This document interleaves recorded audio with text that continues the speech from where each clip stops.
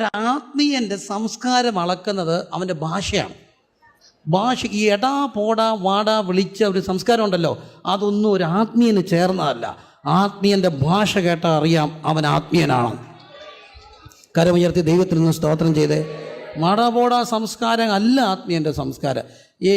ഞാൻ ഇടയ്ക്കൊരു സെമിനാർ എടുക്കുമ്പോൾ ഒരു ആൻറ്റി എന്നോട് കരഞ്ഞുകൊണ്ട് പറഞ്ഞു, വർഷങ്ങളായി സാധാരണ മനുഷ്യർ, എൻ്റെ ഭർത്താവ് ഇന്ന് വരെ പാസ്റ്റേ എന്നെ എടീന്ന് വിളിച്ചിട്ടില്ലെന്ന് പറഞ്ഞു. ഉയ്യോ, ഞാനങ്ങ് ഞെട്ടിപ്പോയി, ഞാനങ്ങ് കുഞ്ഞായിപ്പോയി. എൻ്റെ ഭർത്താവ് ഇന്ന് വരെ എന്നെ എന്ത് വിളിച്ചിട്ടില്ല? എടീന്ന് വിളിച്ചിട്ടില്ല. അപ്പം ഞാൻ വേറൊരു ഉപദേശിയുടെ കഥ കേട്ടു. ഞങ്ങളുടെ ഒരു സീനിയർ ഉപദേശിയുടെ വീട്ടിൽ ഒരു സായിപ്പ് താമസിക്കുക. അപ്പോൾ സായിപ്പ് കുറേ ദിവസം താമസിച്ചപ്പോഴാണ് ഉപദേശി എപ്പോഴും ഈ ഭാര്യ എടീന്ന് വിളിക്കുന്ന കേട്ടാ ഈ സായിപ്പ്.